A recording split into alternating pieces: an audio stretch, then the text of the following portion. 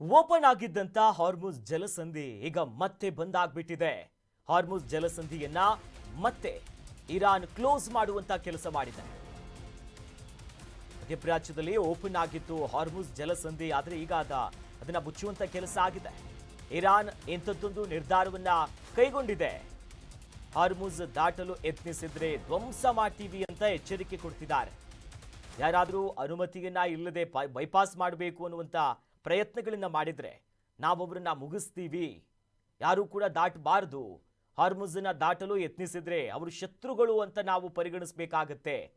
Direct ಆಗಿನೇ ಯಾರು ಕೂಡ ಅದನ್ನ ಬೈಪಾಸ್ ಮಾಡ್ಬೋದು. ಒಂದು ವೇಳೆ ಅಂತ ಪ್ರಯತ್ನಕ್ಕೆ ನೀವು ಯಾರಾದರೂ ಕೈ ಹಾಕಿದ್ರೆ ಅದನ್ನ ಉಡೀಸ್ ಮಾಡ್ತೀವಿ. ತೈಲ ಮಾರ್ಗ ಹಾರ್ಮುಜ್ ಅನ್ನ ಈಗ ಮತ್ತೆ ಬಂದ್ ಮಾಡಿದೆ. ನೋಡಿ, ಒಂದಿಷ್ಟು ದಿನಗಳ ಕಾಲ ಈ ಸಂಧಾನ ಸಭೆ ವಿಫಲವಾದರೂ ಕೂಡ ಕದನ ವಿರಾಮಕ್ಕೆ ಕೈ ಹಾಕುವ ಕೆಲಸ ಮಾಡಿದ್ರು. ಕದನ ವಿರಾಮವು ಕೂಡ ಒಂದರ ಮಟ್ಟಿಗೆ ಸುಮಾರು 40 ದಿನಗಳ ನಂತರ ಒಂದು ರೀತಿ ಶಾಂತಿ ನೆಲೆಸಬಹುದು ಅನ್ನುವಂಥ ನಿರೀಕ್ಷೆ ಇತ್ತು. ಆದ್ರೆ ಈಗ ಹಾರ್ಮುಜ್ ಜಲಸಂಧಿ ಮತ್ತೆ ಬಂದಾಗಿರುವಂತಹ ಹಿನ್ನೆಲೆಯಲ್ಲಿ ಇರಾನಿನ ವಿರುದ್ಧ ಅಮೆರಿಕ ಅಧ್ಯಕ್ಷ ಟ್ರಂಪ್ ನಿಗಿ ಕೆಂಡಾಗ್ಬಿಟ್ಟಿದ್ದಾರೆ. ಇರಾನಿನ ಮೇಲೆ ಭೀಕರ ದಾಳಿ ಮಾಡ್ತೀವಿ ಅಂತ ಮತ್ತೊಂದು ಸುಳಿವನ್ನ ನೀಡಿದ್ದಾರೆ. ಭೀಕರ ದಾಳಿಯ ಸುಳಿವನ್ನ ಟ್ರಂಪ್ ಈಗ ಬಿಟ್ಟುಕೊಟ್ಟಿದ್ದಾರೆ. ಟ್ರಂಪ್ ಮುಂದಿನ ನಡೆ ಬಹಳಷ್ಟು ಕುತೂಹಲಕಾರನಾಗಿದೆ. ಟ್ರಂಪ್ ಕೂಡ ಸ್ವಲ್ಪ ಮಟ್ಟಿಗೆ ಸೈಲೆಂಟ್ ಆದಂತೆ ಕಾಣಿಸ್ತು. ಯಾಕಂತಂದ್ರೆ ಹಾರ್ಮುಜ್ ಮತ್ತೆ ಓಪನ್ ಆಯಿತು. ವ್ಯಾಪಾರ ವಹಿವಾಟು, ಮುಖ್ಯವಾಗಿ ತೈಲ ಸಾಗಣೆಗಳಾಗೋದು ಇದರಿಂದಾನೆ. ಬಟ್ ಈಗ ವಾಪಸ್ ಅದನ್ನ ಬಂದ್ ಮಾಡೋ ನಿರ್ಧಾರವನ್ನ ಇರಾನ್ ತೆಗೆದುಕೊಳ್ತು. ಇರಾನ್ ವಾರ್ನಿಂಗ್ ಕೂಡ ಕೊಟ್ಟಿದೆ, ಯಾರು ಕೂಡ ಬೈಪಾಸ್ ಮಾಡಬಾರ್ದು. ಅಂಥದ್ದೊಂದು ಪ್ರಯತ್ನ ಪಟ್ಟರು ಕೂಡ ಅವರು ನಮ್ಮ ಶತ್ರುಗಳು, ಎನಿಮಿ ಅಂತ ನಾವು ಕನ್ಸಿಡರ್ ಮಾಡ್ತೀವಿ ಅಂತ ಹೇಳಿದ್ರು. ಇದರ ಬೆನ್ನಲ್ಲೇ ಈಗ ನಾವು ಭೀಕರವಾದಂಥ ದಾಳಿ ಮಾಡ್ತೀವಿ, ನಮಗೆ ಅತ್ಯುತ್ತಮವಾದದ್ದು ಇನ್ನೂ ಕೂಡ ಬರೋದು ಬಾಕಿ ಇದೆ ಅಂತ ಇದು ಸಾಮಾಜಿಕ ಜಾಲತಾಣ ಆಗಿರುವಂಥ ಟ್ರೂತ್ನಲ್ಲಿ ಅಧಿಕೃತವಾಗಿ ಅಮೆರಿಕ ಅಧ್ಯಕ್ಷ ಡೊನಾಲ್ಡ್ ಟ್ರಂಪ್ ಪೋಸ್ಟ್ ಮಾಡಿಕೊಂಡಿರುವಂಥ ಅಂಶ. ನಾವು ಬಿಡೋದಿಲ್ಲ, ನಾವು ಮತ್ತೆ ಕೈ ಹಾಕ್ತೀವಿ, ನಮಗಿನ್ನೂ ಕೂಡ ಬರೋದು ಬಾಕಿ. ಹಾಗಂತಂದ್ರೆ ಮತ್ತೊಂದು ರಣಭೀಕರವಾದಂಥ ದಾಳಿಗೆ ಸಂಚನ್ನ ರೂಪಿಸ್ಬಿಟ್ರ ಅಥವಾ ಆಕ್ರಮಣಕಾರಿಯಾದಂಥ ದಾಳಿಗೆ ಇವರು ಕೈ ಹಾಕ್ತಾರೆ ಅನ್ನುವಂಥ ಕುತೂಹಲ ಇದೆ. ಅನೇಕ ಬಾರಿ ಈ ರೀತಿ ಬಹಿರಂಗ ವಾರ್ನಿಂಗ್ ಕೊಟ್ಟಿದ್ರು. ಇನ್ನು ಹಾರ್ಮುಜ್ ಬಂದ್ ಮಾಡಿದ್ದಕ್ಕೆ ಟ್ರಂಪ್ ಅಂತೂ ಕೆರಳಿ ಕೆಂಡುವಾಗ್ಬಿಟ್ಟಿದ್ದಾರೆ. ನಮ್ಮನ್ನ ಬ್ಲ್ಯಾಕ್ ಮೇಲ್ ಮಾಡೋದಕ್ಕೆ ನಿಮ್ಮಿಂದ ಸಾಧ್ಯ ಇಲ್ಲ. ಇರಾನ್ಗೆ ನೌಕಾಪಡೆ, ವಾಯುಪಡೆ ಇಲ್ಲ, ನೆನಪಿರ್ಲಿ. ಇರಾನ್ಗೆ ನಾಯಕರೇ ಇಲ್ಲ ಅಂತ ಟ್ರಂಪ್ ಹೇಳ್ತಿದ್ದಾರೆ. ಅದರ ದಿಕ್ಕೇ ಇಲ್ಲ ಈ ದೇಶಕ್ಕೆ, ನಾವು ದಾಳಿ ಮಾಡ್ತೀವಿ, ಮಾರ್ಮಿಕವಾದಂಥ ಮಾತುಗಳನ್ನ ಅಮೆರಿಕ ಅಧ್ಯಕ್ಷರು ಮಾಡ್ತಿದ್ದಾರೆ. ಹಾರ್ಮುಜ್ ಓಪನ್ ಆಯಿತು ಅಂದ ತಕ್ಷಣ ಸ್ವಲ್ಪ ಮಟ್ಟಿಗೆ ಒಂದು ರಿಲೀಫ್ ಸಿಕ್ಕಿತ್ತು. ಆದರೆ ದಿಢೀರಂತ ಮಹತ್ವದ ಬೆಳವಣಿಗೆ ಆಗಿರೋದು ಹಾರ್ಮುಜ್ ಜಲಸಂಧಿಯನ್ನ ಮತ್ತೆ ಕ್ಲೋಸ್ ಮಾಡಿರೋದು. ಅದರ ಬೆನ್ನಲ್ಲೇ ನೀವು ನಮ್ಮನ್ನ ಬ್ಲ್ಯಾಕ್ ಮೇಲ್ ಮಾಡೋದಕ್ಕೆ ಸಾಧ್ಯ ಇಲ್ಲ, ಜೊತೆಯಲ್ಲಿ ನಿಮಗೆ ನೌಕಾಪಡೆ ಇಲ್ಲ, ವಾಯುಪಡೆ ಇಲ್ಲ. ನಿಜಕ್ಕೂ ಹೇಳಬೇಕು ಅಂತಂದ್ರೆ ಇರಾನಿಗೆ ನಾಯಕರೇ ಇಲ್ಲ ಅಂತ ಟ್ರಂಪ್ ಅವರು ಕಾಲೆಳೆದಿರೋದು. ವಾಸ್ತವವಾಗಿ ಅವರು ನಾಯಕರೆಂದರೆ ಆಡಳಿತದ ಬದಲಾವಣೆ. ಹಾರ್ಮುಜ್ ಬಂದ್ ಮಾಡಿದ್ದಕ್ಕೆ ಟ್ರಂಪ್ ಮಾತಿನ ಏಟುಗಳನ್ನ ಕೊಡ್ತಿದ್ದಾರೆ, ತಿರುಗೇಟನ್ನ ನೀಡುತ್ತಿದ್ದಾರೆ. ದಾಳಿಗೆ ಎಚ್ಚರಿಕೆ, ಮತ್ತೊಂದು ಕಡೆಯಲ್ಲಿ ದೇಶಕ್ಕೆ ದಿಕ್ಕಿಲ್ಲ, ದೆಸೆ ಇಲ್ಲ ಅನ್ನುವಂಥ ಮಾತುಗಳು, ರಣಭೀಕರವಾದಂಥ ಪ್ರಯತ್ನಗಳು, ಸ್ಟ್ರಾಟಜೀಸ್ಗಳನ್ನು ನಾವು ಹೆಣಿತಿದ್ದೀವಿ ಅನ್ನುವಂಥ ಸುಳಿವನ್ನ ಕೊಡ್ತಿದ್ದಾರೆ. ಇದು ಮತ್ತೆ ಎಲ್ಲೋ ಕಡೆ ಇನ್ನಷ್ಟು ದಿನಗಳ ಕಾಲ ಈ ವಾರು ಎಕ್ಸ್ಪಾಂಡ್ ಆಗುವಂಥ ಲಕ್ಷಣಗಳು ಕಾಣಿಸ್ತಿದೆ. ವಾರ್ನಿಂಗು, ಪ್ರತಿ ವಾರ್ನಿಂಗು, ಅದಕ್ಕೆ ದಾಳಿಯ ಎಚ್ಚರಿಕೆಗಳು ಹೆಚ್ಚಾಗ್ತಿದೆ. ಮತ್ತಷ್ಟು ಅಪ್ಡೇಟ್ಸ್ಗಳಿದೆ ಈ ಬಗ್ಗೆ. Very well. They got a little cute, as they have been doing for 47 years. Nobody ever took them on. We took them on. They have no Navy. They have no Air Force. They have no leaders. They have no nothing. Actually, their leaders are, it is regime change.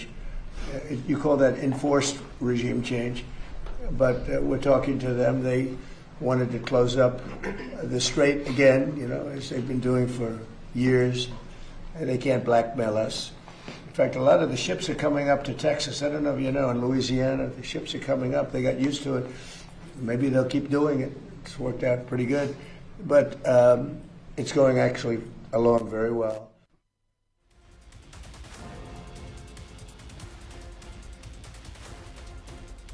ಇನ್ನು ಅಮೆರಿಕದ ಎಚ್ಚರಿಕೆ ಕ್ಯಾರೇ ಅಂತಿಲ್ಲ Iran ಸೇನೆ. Donald Trump ವಿರುದ್ಧ ಮತ್ತೆ Iran ಈಗ ಗುಡುಕ್ತಾ ಇದೆ. Warning ಮೇಲೆ ವಾರ್ನಿಂಗ್ ಬರ್ತಿದೆ. ಅವರು ದಾಳಿ ಮಾಡಿದ್ರೆ ನಾವು ಕೂಡ ದಾಳಿಯನ್ನ ಮಾಡ್ತೇವೆ. ರಣರಂಗದಿಂದ ಹಿಂದೆ ಸರಿಯುವಂತ ಮಾತೇ ಇಲ್ಲ ಅನ್ನುವಂತ ಹೆಜ್ಜೆಯನ್ನ ಈಗ ಇರಾನ್ ಕೂಡ ಹೊಂದಿದೆ. ಅಮೆರಿಕ ಅಧ್ಯಕ್ಷರು ಒಂದು ಕಡೆಯಲ್ಲಿ ವಾರ್ನಿಂಗ್ ಕೊಡ್ತಿದ್ದಾರೆ, ದಾಳಿ ಮಾಡ್ತೀವಿ ಅಂತ. ಆದರೆ ಈಗ ಟ್ರಂಪ್ ವಿರುದ್ಧ ಮತ್ತೆ ಇರಾನ್ ಕೂಡ ಗುಡುಕ್ತಾ ಇದೆ. ಅವರು ದಾಳಿ ಮಾಡಿದ್ರೆ ನಾವು ಪ್ರತಿ ದಾಳಿಯನ್ನ ಮಾಡ್ತೀವಿ. ಯುದ್ಧದ ಪರಿಣಾಮ ಬಹಳ ದೊಡ್ಡ ಮಟ್ಟಕ್ಕೆ ಇರುತ್ತೆ. ಯುದ್ಧದ ಪರಿಹಾರ ನಷ್ಟವನ್ನು ನಮಗೆ ಒದಗಿಸಿಕೊಡಬೇಕು. ಅವರು ಇಲ್ಲಿವರೆಗೂ ಎಷ್ಟು ಲಾಸ್ ಆಗಿದೆ, ಆ ಲಾಸನ್ನು ಅವರು ವಾಪಸ್ ಕಟ್ಟಿಕೊಡಬೇಕು. ನರಕ ಸೃಷ್ಟಿಸ್ತೇವೆ ಅಂದ್ರು ನಾವು ತಕ್ಕ ಉತ್ತರವನ್ನ ಕೊಟ್ಟಿದ್ದೀವಿ ಅವ್ರಿಗೆ. ನಾವು ಇನ್ನೂ ಕೂಡ ಹಿಂದೆ ಸರಿಯುವಂತ ಮಾತೇ ಇಲ್ಲ, ರಣರಂಗದಲ್ಲಿ ನಾವು ಮುಂದುವರಿತೀವಿ ಎನ್ನುವಂತ ಎಚ್ಚರಿಕೆಯನ್ನ ಇರಾನಿನ ಸೇನೆ ಈಗ ಕೊಡ್ತಿದೆ. ಬಟ್ ಒಟ್ಟಿನಲ್ಲಿ ಎರಡೂ ಕಡೆಯಿಂದ ವಾರ್ನಿಂಗು, ದಾಳಿಗಳ ಎಚ್ಚರಿಕೆಗಳಿದೆ. ಬಟ್ ಎಲ್ಲಿವರೆಗೆ ಹೀಗೆ ಸಾಗುತ್ತೆ ಅನ್ನೋದನ್ನು ಕಾದ್ ನೋಡಬೇಕು.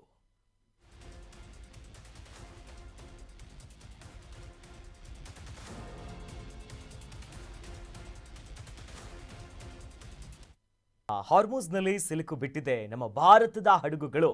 ಇದೀಗ ಜಲಸಂಧಿಯಲ್ಲಿ ಲಾಕ್ ಆಗಿದೆ. ಹಾರ್ಮುಜ್ ಜಲಸಂಧಿಯಲ್ಲಿ ಭಾರತದ ಹಡಗುಗಳು ಸಿಲುಕು ಬಿಟ್ಟಿದೆ. ಈ ಜಲಸಂಧಿಯಲ್ಲಿ ಲಾಕ್ ಆಗಿರುವುದು ಸುಮಾರೊಂದು 20ಕ್ಕೂ ಹೆಚ್ಚು ಶಿಪ್ಗಳು ಅಲ್ಲೇ ಲಾಕ್ ಆಗಿಬಿಟ್ಟಿದೆ. ಪರ್ಷಿಯನ್ ಕೊಹ್ಲಿಯಲ್ಲಿ 13 ಹಡಗುಗಳಿದೆ, ಓಮನ್ ಕೊಹ್ಲಿಯಲ್ಲಿ 6 ಹಡಗುಗಳಿದೆ, ಏಡನ್ ಕೊಹ್ಲಿಯಲ್ಲಿ 1, ಕೆಂಪು ಸಮುದ್ರದಲ್ಲಿ 3 ಹಡಗುಗಳು ಅಲ್ಲೇ ಲಾಕ್ ಆಗಿರುವಂತ ಘಟನೆ ನಡೆದಿದೆ.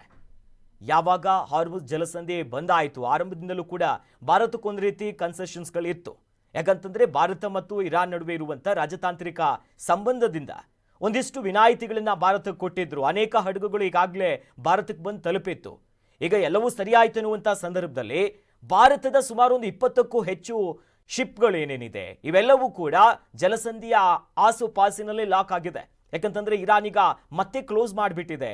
ಮತ್ತೊಂದಿಷ್ಟು ದಾಳಿ ಮತ್ತು ಆ ಭಾಗವನ್ನ ರಕ್ಷಣೆ ಮಾಡುವಂತ ಜವಾಬ್ದಾರಿಗಳು ಕೂಡ ಹೆಚ್ಚಾಗಿದೆ. ಅಲ್ಲೇ ಪರ್ಷಿಯನ್ ಕೊಹ್ಲಿಯಲ್ಲಿ 13 ಭಾರತದ ಹಡಗುಗಳು ಈಗಾಗಲೇ ಅದಕ್ಕೆ ಇಂಧನ ಸೇರಿದಂತೆ ಇತರ ಸಲಕರಣೆಗಳನ್ನ ಲೋಡ್ ಮಾಡಲಾಗಿದೆ. ಓಮನ್ ಕೊಹ್ಲಿಯಲ್ಲಿ 6, ಎಡನ್ ಗಲ್ಫ್ನಲ್ಲಿ 1, ಕೆಂಪು ಸಮುದ್ರದಲ್ಲಿ ರೆಡ್ ಸಿ ಭಾಗಗಳಲ್ಲಿ 3 ಹಡಗುಗಳಿದೆ. ಇವೆಲ್ಲವೂ ಕೂಡ ಭಾರತೀಯ ಧ್ವಜ ಇರುವಂತ 20ಕ್ಕೂ ಹೆಚ್ಚು ಹಡಗುಗಳು ಭಾರತವನ್ನ ತಲುಪೋದಕ್ಕಾಗದೆ, ಅಂದ್ರೆ ಜಲಸಂಧಿಯನ್ನ ಪಾಸ್ ಮಾಡಿ ಈಚೆ ಬರೋದಕ್ಕಾಗದೆ ಅಲ್ಲೇ ಸಿಲುಕಿರುವಂತ ಘಟನೆಗಳಾಗಿದೆ. ಸುಮಾರು 20ಕ್ಕೂ ಹೆಚ್ಚು ಭಾರತದ ಧ್ವಜ ಇದೆ, ತ್ರಿವರ್ಣ ಧ್ವಜವನ್ನ ಹೊತ್ತು ಬರ್ತಾ ಇರುವಂತ ಹಡಗುಗಳಿವೆಲ್ಲ. ನಿನ್ನೆ ತಡರಾತ್ರಿ ಒಂದು ಮಹತ್ವದ ಘಟನೆಯಾಗಿರೋದು, 2 ಭಾರತದ ಹಡಗುಗಳ ಮೇಲೆ ಇರಾನ್ ಸೇನೆ ಅಟ್ಯಾಕ್ ಮಾಡಿದೆ. ಭಾರತದ ಧ್ವಜ ಇರುವಂತ ಒಂದಿಷ್ಟು ತೈಲ ಸಾಮಗ್ರಿಗಳನ್ನ ಹೊತ್ತಿರುವಂತ 2 ಹಡಗುಗಳ ಮೇಲೆ ಇರಾನಿನ ಸೇನೆ ದಾಳಿ ಮಾಡಿದೆ. ಒಂದಿಷ್ಟು ಈ ಸಂಬಂಧಪಟ್ಟಂತೆ ಎಕ್ಸ್ಟರ್ನಲ್ ಅಫೇರ್ಸ್ ಇಂದಲೂ ಕೂಡ ಸ್ಟೇಟ್ಮೆಂಟ್ಗಳು ಬಂದಿದೆ. ಏನಾಗಿದೆ, ಮಿಸ್ ಆಗಾಯ್ತಾ, ಸೇಫ್ಟಿ ಮರ್ಚೆಂಟ್ ಶಿಪ್ ಅಂತ ಅಂದ್ಕೊಂಡಿದ್ರ, ಹೀಗೆ ನಾನಾ ಕಾರಣಗಳಿದೆ. ಅದಕ್ಕೆ ಸಂಬಂಧಪಟ್ಟಂತೆ ಈಗಾಗಲೇ ಉನ್ನತ ಮಟ್ಟದ ತನಿಖೆಗಳಾಗ್ತಿದೆ. ಅಲ್ಲಿ ಏನೇನು ಆಯಿತು ಅನ್ನುವ ಬಗ್ಗೆನೂ ಕೂಡ ಒಂದಿಷ್ಟು ಕ್ಲಾರಿಫಿಕೇಶನ್ಸ್ ಕೊಡುವ ಕೆಲಸ ಆಗಿದೆ. ರಾಜತಾಂತ್ರಿಕವಾಗಿ ಈಗಾಗಲೇ ಈ ವಿಚಾರವಾಗಿ ಮಾತುಕತೆಗಳು ನಡೆಸ್ತಿದ್ದಾರೆ ಹಿರಿಯ ಅಧಿಕಾರಿಗಳು. ಮತ್ತಷ್ಟು ಅಪ್ಡೇಟ್ಸ್ಗಳು ಲಭ್ಯವಾಗಬೇಕು. ಮುಂದೆ ಯಾವ ನಿರ್ಣಯವನ್ನು ತೆಗೆದುಕೊಳ್ತಾರೆ, ಯಾಕೆ ಹೀಗಾಯಿತು, ಯಾವ ಕಾರಣದಿಂದ ಅಟ್ಯಾಕ್ ಮಾಡಿದ್ರು, ಬೇರೆ ರೀತಿಯಾದಂಥ ಚಟುವಟಿಕೆಗಳೇನಾದರೂ ಅಲ್ಲಿ ನಡೆದಿತ್ತಾ, ಹೀಗೆ ನಾನಾ ಆಯಾಮದಲ್ಲಿ ಉನ್ನತ ಮಟ್ಟದ ಮಾತುಕತೆಗಳು ಕೂಡ ಸಾಗ್ತಿದೆ.